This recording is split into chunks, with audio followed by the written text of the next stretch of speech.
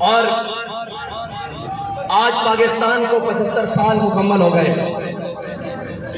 اور پاکستان کی عمر اس وقت 75 سال ہے اور ریاستیں وقت گزرنے کے ساتھ، ملک وقت گزرنے کے ساتھ، وطن وقت گزرنے کے ساتھ مضبوط ہوتے ہیں، لیکن ان ظالموں نے، ان بے شرموں نے، ان بے غیرتوں نے ہمارے پاکستان کو اس وقت 75 سالہ بوڑھا شخص بنا دیا ہے۔ آپ اور میں یہاں عہد کرنے کے لیے آئے ہیں کہ انشاءاللہ اس وطن عزیز کو مثالی ملک بنائیں گے، اور اس کی کہتے ہیں ہم ترقی کے نام پر آئے ہیں۔ میں نے کہا جو تنزلی تم نے اس ملک کی ہے کوئی کر ہی نہیں سکا، اور اس وقت ایک پوری لائن ہے، سب تجربے ہو رہے ہیں۔ آپ دیکھیں ذرا غور سے، اس ملک کا صدر پی ٹی آئی کا، اس ملک کا وزیر اعظم مسلم لیگ نون کا، اس ملک کا وزیر خارجہ پیپلز پارٹی کا، اس ملک کا جناب صوبائی دارالحکومت خیبر پختونخوا کا وزیر اعلیٰ پی ٹی آئی کا، صوبائی دارالحکومت پنجاب کا وزیر اعلیٰ کاف لیگ کا، کوئی جماعت باقی رہی ہے؟ ایک جماعت رہ گئی ہے یار۔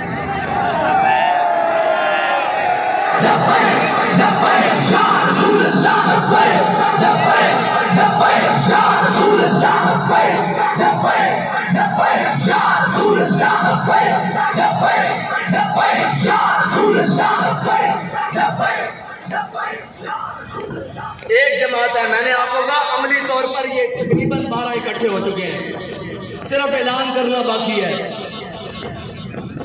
اور پھر اس کے بعد اس وقت جو ہمارے کشمیر کے ساتھ کیا جا رہا ہے، اتنے ناہنجار اور اتنے بے عقل لوگ شاید ہی پاکستان کی تاریخ میں کبھی آئے، ہمیشہ غلط فیصلہ، ہمیشہ غلط سائڈ چنی ہے۔ اور بھائی کشمیریوں کو اگر ساتھ ملانا ہے تو ان سے رائے اور مشورہ لینے میں کیا حرج ہے، ان کی بات ماننے میں کیا حرج ہے؟ تم کیا سمجھتے ہو کہ جبر اور استبداد سے اور جناب یہ کرنے سے کیا وہ مان جائیں گے؟ اگر اس کرنے سے مان جاتے تو پھر کبھی بھی حسین یزید کے مقابلے میں نہیں آتے۔ اس سے زیادہ جبر اور استبداد کم تھا، اس سے زیادہ جبر اور استبداد اور ظلم اور گھٹن کب ہوگی؟ یار کشمیریوں کا بھی پانی تو نہیں بند ہوا، کشمیریوں کا بھی روٹی تو بند نہیں ہوئی نا، کشمیریوں کے بچوں کو بھی تو گولیاں نہیں ماری گئی نا۔ اس سے زیادہ جبر اور استبداد کب ہوا؟ لیکن حسین سامنے کھڑے ہو گئے۔ تمہیں عقل ہونی چاہیے، تم پاکستان کو مزید کتنے رقم دلوانا چاہتے ہو، اس کو مزید کتنا تقسیم کروانا چاہتے ہو؟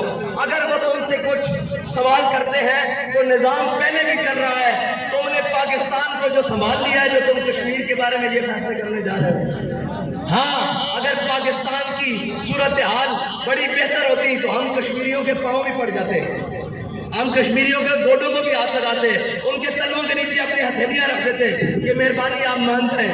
لیکن جب ان سے بات کی جاتی ہے وہ کہتے ہیں پہلے اپنی صورتحال تو دیکھو، کبھی اپنے آپ کو آئینے میں تو دیکھو، اپنی ریاست کو آئینے میں تو دیکھو، جو ہم ٹوٹے پھوٹے چل رہے ہیں ہمیں کیوں تنگ کرنا چاہتے ہو؟ اس بارے میں تحریک لبیک پاکستان کا واضح موقف ہے کہ تحریک لبیک پاکستان اس وقت تک کشمیری قوانین، ترامیم، جتنی بھی جو کچھ ہے اس وقت تک اس کی حامی نہیں ہے جب تک کشمیری اس کا ساتھ متفق نہ ہو۔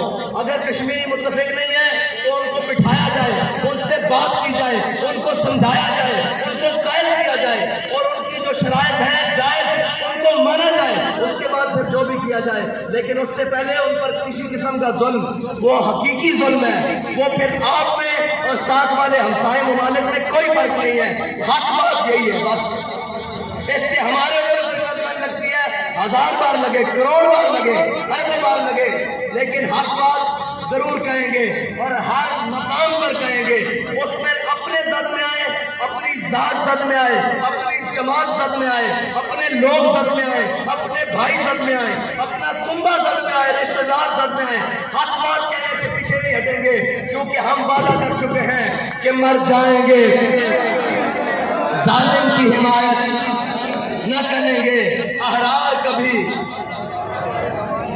اور نہ ہم شیخ وہ والے شیخ جو لوگوں کو کہتے ہیں جہاں اللہ اس نے ہمیں کتنا نیک حکمران دیا اور جا کر اس کے ساتھ بیٹھ جاتے ہیں۔ حضرت عمر سے کسی نے پوچھا تھا، حضرت عمر نے کسی سے پوچھا کہ بتاؤ اسلام کب گرے گا، اسلام کو کب نقصان پہنچے گا؟ گرے گا مطلب کہ کب اس کو نقصان پہنچے گا، نقصان پہنچنے کا اندیشہ ہوگا؟ تو اس نے کہا میں نہیں جانتا۔ حضرت عمر نے فرمایا زلت العالم، جب عالم پھسل جائیں گے۔ اور آج بڑے بڑے دستاروں والے، بڑے بڑے جبہ مکبب مجبب، وہ سارے پھسل رہے ہیں۔ سلام اس کی سوچ پر جس نے ہمیں اتنی پختگی سے فکر اور سوچ دی ہے کہ ہمارے سامنے کوئی کیسا بھی بھید بنا کر کھڑا ہو، ہم اپنی ذات پر ظلم کروا کر اس کو ننگا ضرور کر دیتے ہیں۔ اور وہی یہ کہتا ہے نا کہ جناب کئی لوگ کہتے ہیں جی کہ ان کے نالین، مجھے بتائیں ان کو تکلیف ہو جاتی ہے کہ اس سے افضل ہے؟ اللہ فرما رہا ہے جو حضور کے ساتھ میدان جنگ میں نکلیں، ان گھوڑوں کی نال کے نیچے سے جو چنگاری نکلے، میں اس کی قسم کھاتا ہوں اس مجاہد کے نال کے نیچے سے نہیں، اس مجاہد کی جوتی کے نیچے سے نہیں۔ مجاہد گھوڑے پر ہے اور گھوڑے کا اس کا جسم گھوڑے سے مس ہے، اور گھوڑے کے ذہن میں اس کی رکابیں ہیں، اور گھوڑے کے پاؤں زمین پر ہیں، اور گھوڑا بھاگ رہا ہے حضور کے دین کے لیے۔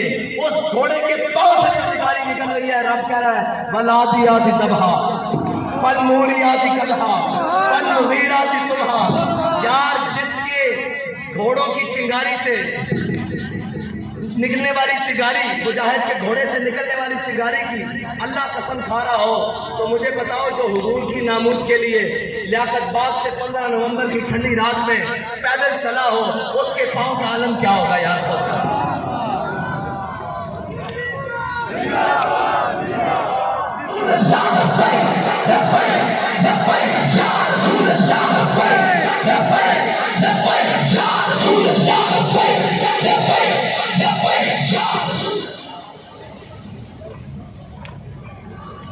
جو ساری حکمتوں کو بالائے طاق رکھ کر اپنے کنبے کو میدان کربلا میں لے کے جائے، اسے حسین کہتے ہیں۔ اور جو سارے ڈر، خوف اور اندیشوں کو مسجد رحمت للعالمین چھوڑ کر فیض آباد آئے، اس کو خادم حسین کہتے ہیں۔ بس اتنی سی بات ہے۔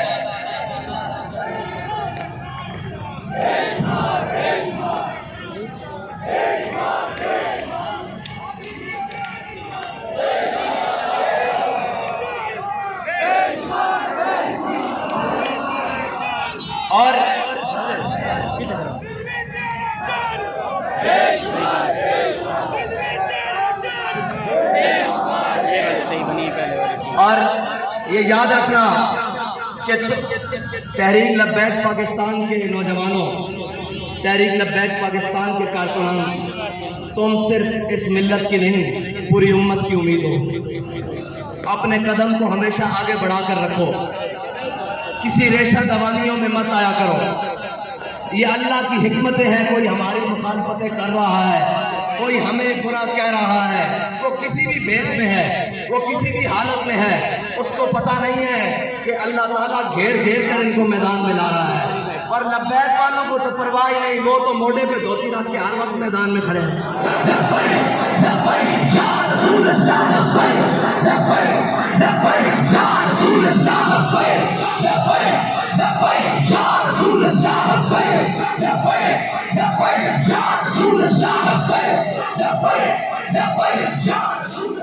اور پریشان نہ ہوا کرو۔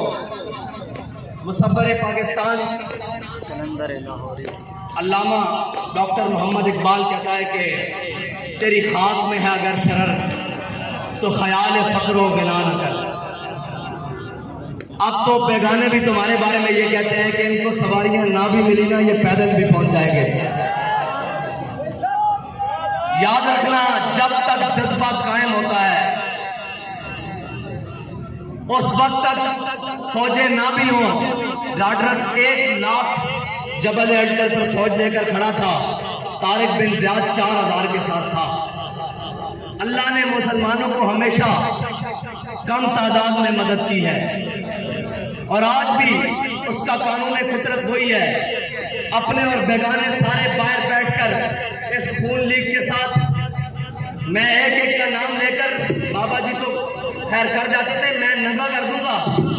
ہاں میں جانتا ہوں صبح جو نون میں تھے رات کو پی ٹی آئی میں جا رہے ہیں, میں ان سب کے کردار اچھی طریقے سے جانتا ہوں. ہم سے نہ کھلواؤ, یہ بات بڑھے گی تو بڑی دور تک جائے گی. ہاں میں شجرہ نسب کھول کے رکھ دوں گا, ہاں میرے ساتھ نہیں. اور جو ہم یہاں جب بستہ ہوا میں بیٹھے تھے اور جو وہاں گرم ہیٹروں والے کمروں میں 400 جناب وہ کہتے ہیں نا, بابا جی کہا کرتے تھے کہ دنیا میں رہنا ہے تو کچھ پہچان پیدا کر. لباس خضر میں یہاں ہزاروں راہزن پھرتے ہیں. آپ بھی ذرا آنکھیں کھول کے رہا کریں. یہاں بڑے بڑے حلیوں میں بڑے بڑے راہزن پھرتے ہیں, دین کے راہزن, ملت کے راہزن, ختم نبوت کے ساتھ غداری کرنے والوں کے یار. میں نے کہا لوگ کہتے ہیں یہ آپ تحریک لبیک میں آتے کیوں نہیں ہیں؟ میں نے کہا جھلے تحریک لبیک آمن کیوں ہیں؟ اللہ تعالیٰ نے دل کسی بھی انسان کے سینے میں 2 دل بنائے نہیں, اس نے ایک دل بنایا ہے. ان سب کے دلوں میں کسی کے دل میں نواز شریف کی محبت بڑی غالب ہے, کسی کے دل میں جناب عمران کی محبت بڑی غالب ہے, کسی کے دل میں زرداری کی محبت بڑی غالب ہے, کیونکہ ان کے دلوں میں زر اور مال کی محبت غالب ہے. اور جن کے دلوں میں حضور کی محبت غالب ہے, نہ وہ اپنی تعداد دیکھتے ہیں نہ اپنے وہ مسائل دیکھتے ہیں. جب بھی میدان لگے وہ ہر صورت میں لبیک کہتے ہیں.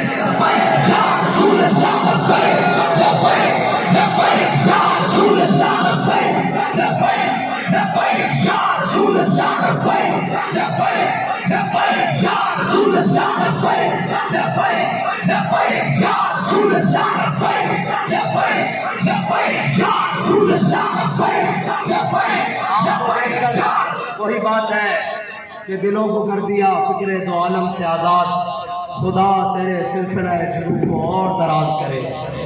بابا جی نے جو ہمیں عشق و محبت کے جام پلائے ہیں, جو حضور کا مست الف بنایا ہے, اللہ تعالیٰ ہمیں اسی نظریے پر قائم رکھے, اسی بات پر قائم رکھے, اسی خیال و رستے پر قائم رکھے.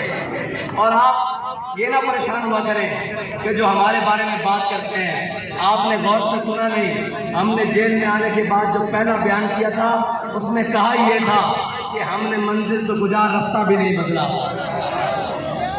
اسی رستے سے آئے ہیں, اسی طریقے سے آئے ہیں. آج ساتھی اسٹیج پر بیٹھے ہوئے کہہ رہے تھے کہ اتنے کلومیٹر رہ گیا ہے. میں نے کہا نہیں, میں پیدل چلا ہوں, پہلی دفعہ کنٹینر پہ بیٹھا ہوں اور 1.5 کلومیٹر رہ گیا, مجھے سارا کچھ یاد ہے. تو یہ سارے رستے زبانی یاد ہیں, اس لیے کہ وہی بات کہ مستند رستے وہی مانے گئے جن سے ہو کر تیرے بھی مانے گئے. اب قیامت تک جو ختم نبوت, ناموس رسالت اور دین کی اقامت کی بات کرے گا اسے اس رستے سے یہاں تک ضرور آنا پڑے گا, کیونکہ یہاں پر ہمارے امیر المجاہدین یہاں سے گزر کے گئے ہیں کہ مستند رستے وہی مانے گئے جن سے ہو کر تیرے بھی مانے گئے. لوٹ آئے کتنے فرزانے گئے. یہ ابھی ڈی چوک کا, ابھی ڈی چوک پہ وہ جناب ہیلی کاپٹر میں اڑتے ہوئے ڈی چوک پہنچایا گیا بلکہ, اور ڈی چوک سے انہوں نے کہا 6,000 شاید میرے واسطے رکھا ہوا. میں کہا رانا صاحب کیا ہو جانا میرے واسطے رکھا, 10.5 کر لو.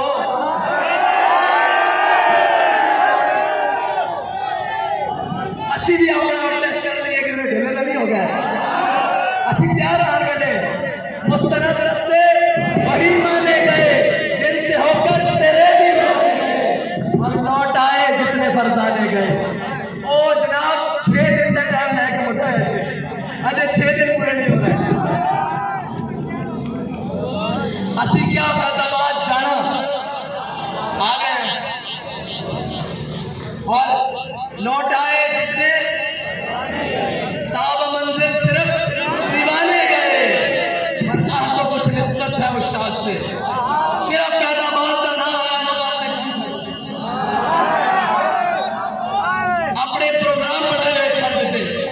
صبح چھٹی ہے, لوگوں نے جانا سی لانا سی اپنے طریقے نال جناب 14 اگست کو منانا سی. نہیں, آپ کو نسبت ہے کچھ اس شاخ سے.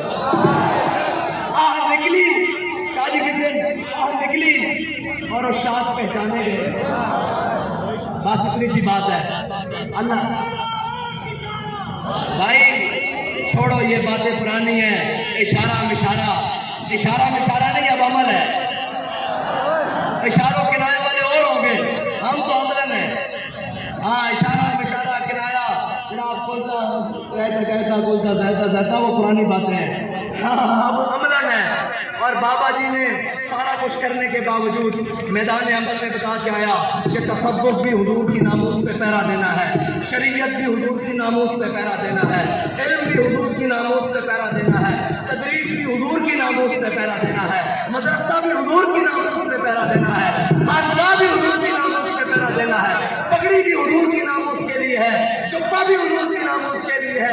ये दस्तार और इज्जत, ये नामूस हमारी इज्जत है, सब कुछ हुजूर की इज्जत के लिए है। बस ये बाबा जी ने आकर बताया है। मत कोई तसव्वुफ और तदरीस और जनाब और सूफियत के रंग हो कोई करता रहे। बाबा जी को बड़ा सूफी नहीं आना ऐसे थे। जब किसी को गाल पूछनी होगी तो मेरे को बकरा आ जावे, क्योंकि कल में मुन्ना साला कदरे कूले। हाँ लोगों को बर्दाश्त ही नहीं है। मैं थोड़ी यार बिल्कुल मैं बेगाना का बंदा, नाहल तरीन बंदा, किसी कम से नहीं बंदा, खड़े हो यहाँ काम चला रहे हैं। रात को दुआ करी थी, बाबा जी को जाके अर्ज करी थी तो काम हो जाने। और एक सूरत के औमेन के कफस में भी रहा सफर शौक रमा हमारा, कफस में भी रहा सफर शौक रमा हमारा, और पसे दीवार जिंदा भी रहा जुनू जवा हमारा। उठे चीफ ऑफ स्टाफ कहना बेटा बेचारे हमारी जान है। मैं कहा बस कपड़े उतार कर दिखा रहे हैं। किसी ने पूछा किसी ने कुछ कहा है, मैंने कहा जी किसी ने कुछ कहा है या नहीं कहा। जब भी किसी ने कहा है हमने अब इससे यही कहा है कि मारो मारो मार उठाओ, मेरा इश्क नशे विच आया। हाँ हमारे एक छोटे से बच्चे से लेकर ऊपर बुजुर्ग ये सारे बैठे हैं। किसी की एक बात में, किसी के कौल में, किसी के कदम में, किसी के अमल में कोई लफ्ज़ नहीं आई। बेटा तुम ये आसानियां समझते थे, तुम्हें पता ही नहीं है कि जनाब जो बात की जाती है ना फिर उसका खुशी से दियत दी जाती है, फिर उसी का खुशी से उसकी जनाब कीमत है जो खुश होकर दी जाती है। ये नहीं किया जाता कि आए मुझे अटकड़ियाँ चुभ रही हैं, ना ना ना ना। फिर तो जनाब रजा के साथ सर झुकाकर बहत्तर देकर भी कहना पड़ता है मौला जी तू राजी तासी राजी। और खुदा जब भी जेल में कहीं दूसरे ख्याल की भी बात आई ना तो इमाम हुसैन की हुर्रियत को दूर ना, बाबा जी ने एक दिन बताया, बाबा जी ने कहा यार असी तो मर्द हाँ, साड़ी एक धी 86 साल सुन के बैठी हुई, साढ़े चुगली गई हैरत नहीं। फिर हम सोचते थे हम तो मर्द हैं, अपने मुल्क और वतन में बैठे हैं, हमारी बहनें इतनी दलेर हैं, हमें कौन सी कमजोर बात करने की जरूरत है। और ये याद रखना हालात कैसे भी हो, वक्त कैसे भी हो, और जनाब कोई तुम्हें कहीं से भी कहे, वो इंडियन फंडिंग के रोला डालने वाले अपने अकाउंट बता नहीं रहे, कह रहे हैं जी फॉरेन फंडिंग। मैंने कहा ये फॉरेन फंडिंग आज का केस नहीं है, फॉरेन फंडिंग शुरू से होती रही है। मसला ये है कि ये जो फॉरेन फंडिंग वाला है ना, इसको आपने मौके पर पकड़ा नहीं। ये याद रखना पाकिस्तान के मफाद को पीछे छोड़कर दीन की बगावत कर कर तुम जिसको भी पालोगे वो तुम्हारे गले से तुम्हें पकड़ेगा, तुम जिसको भी नवाजोगे वो तुम्हारे गले से पकड़ेगा। क्योंकि हमारा बाबा क्या कर गया है कि पाकिस्तान अल्लाह के राज़ों में से एक राज है, और जो अल्लाह के राज़ों को छेड़ता है अल्लाह फिर उसको नहीं छोड़ता। हाँ तुमने अल्लाह के राज को छेड़ा, तुमने बाबा जी कह के गए हैं कि तुमने हमारा रास्ता नहीं रोका, तुमने दीन का रास्ता रोका है, और जिसके जरिए रोका है रब तुम्हें उसके जरिए रोक के खड़ा हुआ है। ये मेरे रब की हिकमतें हैं। और सबसे ये कहना चाहता हूँ कि बड़ी बर्बादी डाल ली आज सिल्वर जुबली के नाम पर पाकिस्तान में। और जनाब अगर इसी तरह हमने अपने मुल्क के साथ, अपने वतन के साथ तमाशा किया तो गोल्डन भी आ जाएगी, 25 साल और गुजर जाएंगे, ये चंद सफेद और हो जाएगा।